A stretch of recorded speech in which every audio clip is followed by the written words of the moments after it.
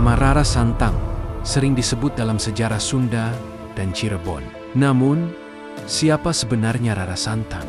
Apakah ia hanya putri kerajaan yang menikah dengan bangsawan Arab? Ataukah ia adalah mata rantai penting yang menghubungkan Sunda kuno, Islam Nusantara, dan dunia Timur Tengah? Malam ini, kita akan menelusuri kisah Rara Santang yang jarang diungkap. Bukan sekadar legenda, tetapi potongan sejarah yang tersembunyi di balik babat, naskah tua, dan tradisi lisan.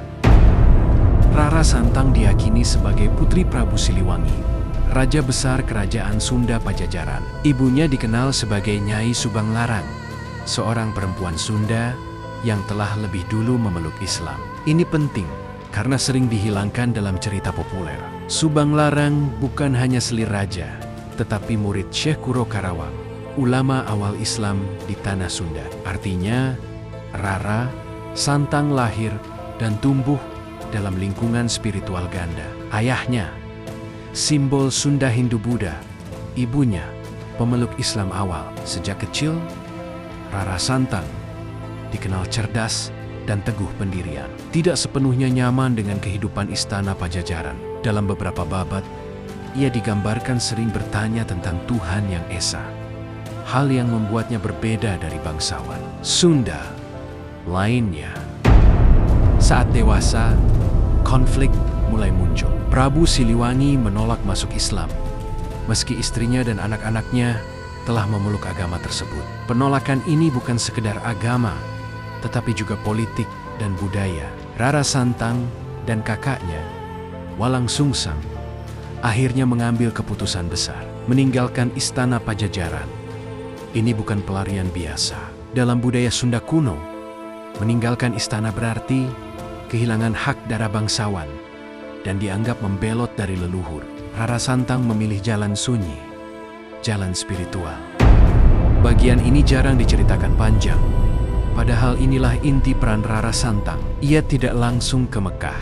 Perjalanannya diduga melalui pesisir utara Jawa, Sumatera, India, Gujarat, dan hingga akhirnya ke Arab. Perjalanan ini memakan bertahun-tahun, melewati bajak laut, penyakit dan konflik antar pelabuhan. Disinilah Rara Santang bukan sekadar putri, tapi peziarah perempuan Nusantara paling awal yang tercatat dalam tradisi Islam Jawa. Catatan lisan menyebutkan, Rara Santang dikenal sebagai perempuan yang menguasai beberapa bahasa dan memahami adat lintas bangsa.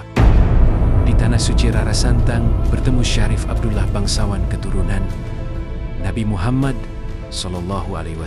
Namun pernikahan mereka bukan dongeng romantis semata. Pernikahan ini adalah aliansi spiritual dan kultural. Sunda bertemu Arab.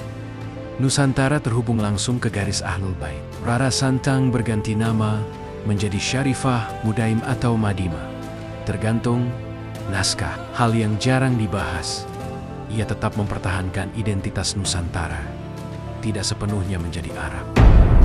Dari pernikahan ini lahir dua tokoh penting, Syarif Hidayatullah atau Sunan Gunung Jati, dan Syarif Nurullah. Rara Santang bukan sekadar ibu biologis, tapi guru pertama, penanam nilai moderasi Islam, penghubung budaya Sunda dan Islam.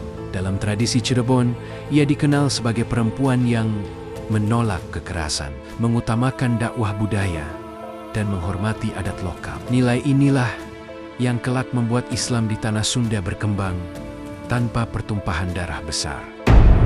Rara Santang kembali ke Nusantara, bukan sebagai putri Pajajaran, tetapi sebagai figur spiritual. Ia tidak mendirikan kerajaan, dan ia tidak memimpin pasukan. Namun pengaruhnya terasa dalam strategi dakwah Sunan Gunung Jati, dalam struktur Kesultanan Cirebon, dan dalam etika Islam Sunda yang lembut. Beberapa sejarawan bahkan menyebut, tanpa Rara Santang, Islam di Jawa Barat tidak akan berbentuk seperti sekarang. Disinilah kisahnya menjadi samar. Ada 3 versi: wafat di Tanah Suci, wafat di Cirebon, dan moksa secara spiritual. Yang jelas, tidak ada makam pasti.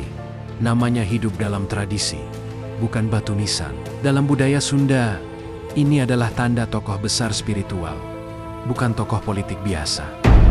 Rara Santang bukan hanya putri raja, istri bangsawan, dan ibu wali. Ia adalah jembatan peradaban di saat perempuan jarang dicatat sejarah. Rara Santang justru mengubah arah sejarah Nusantara tanpa pedang dan tanpa tahta.